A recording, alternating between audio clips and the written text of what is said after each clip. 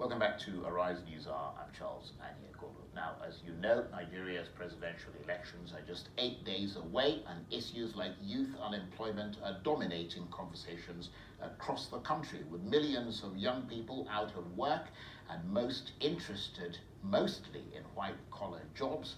One group of enterprising Nigerians have come up with a way to try to make technical and vocational skills more interesting and accessible to young people. I Create Africa is trying to tackle Nigeria's unemployment challenge by promoting vocational work and making it more appealing to young people so they want to be part of it.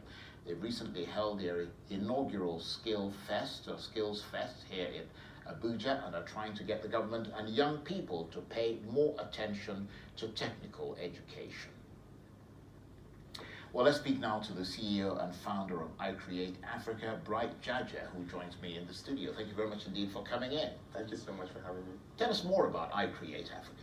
Okay, I Create Africa was bred out of the problems, which you already stated. Huge unemployment, a lot of young people rather go for white-collar jobs than skills that are actually needed.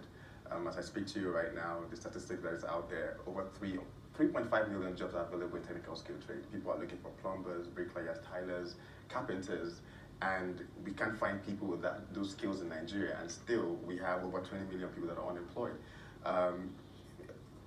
Construction companies are going outside the country to get the skilled workers, and we thought about it. Why is it that young people don't want to do these things? But the answer is literally obvious. If you go on Google and you search plumber or bricklayer, the pictures that comes out, you don't want to be that, right?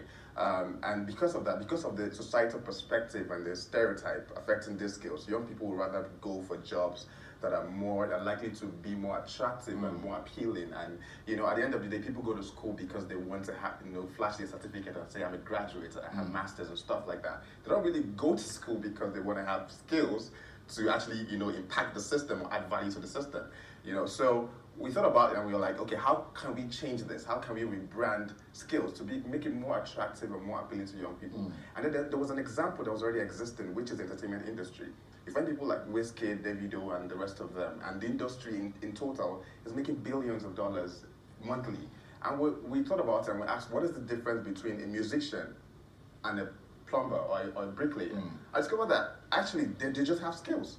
But the difference is this particular skill is projected in the mainstream. They have the media projecting them. And that's the reason why kids want to be footballers and bricklayers and artists. And we thought about it and we said, okay, if there's a way for us to turn, the cameras and also the glamorous and the packaging and the branding towards this section, maybe more young people will see, the light and see it more attractive to want to be part of it. And what sort of responses are you getting to that attempt to make it amazing? More interesting? Amazing. We started our research and we bumped into the World Skills, which has been existing for the past 44 years.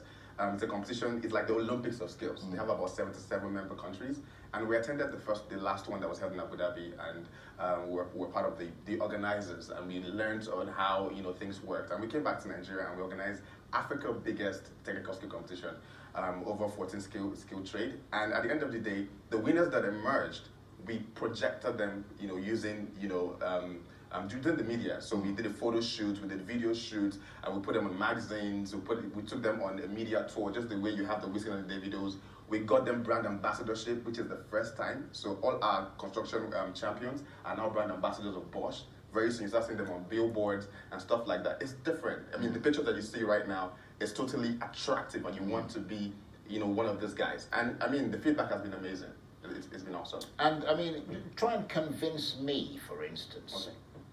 Or some other, we've got people who are quite young here in Arise News. I mean, try and convince them, that it's more interesting, or that there's some value, there's something really interesting about being a bricklayer or being a plumber who has to go and plumb the depths of some grotty building in the middle of nowhere, you see what I mean, to clean up all the mess and the rotting gutters and so on, that somehow that is exciting. I think, first of all, one of the major problems that we have in Nigeria is, apart from the fact that we have a lot of young people that are uneducated, is the fact that there is a major skill mismatch. So you find people that would have been amazing bricklayers or amazing plumbers go into university and become accountant, and they're struggling with their jobs. This is, I know that people are designed for different things and different paths, right? And you find people trying to be what they're not supposed to be because they find what is available not so attractive for them, right? So I think if you are supposed to be a bricklayer or if you're supposed to be a plumber, you would love it. The guy that won our carpentry competition is a graduate. He is a chemistry teacher in a secondary school in Ilori. And he's so passionate about carpentry that when he was done with school, did his service, he went back to learn carpentry. He won the carpentry competition. He's the best carpenter we've ever seen. And I mean, the things that he does is amazing. Now, he loves that job. He loves it so much, but he couldn't practice it because of the perspective.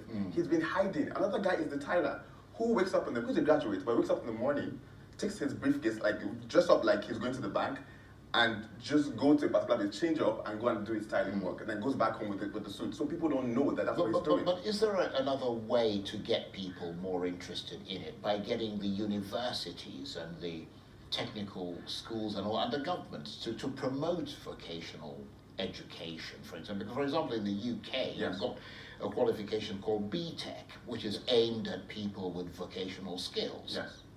And they end up with certificates, and provide a very important skill and make a lot of money. I think that's one of the things that we're doing.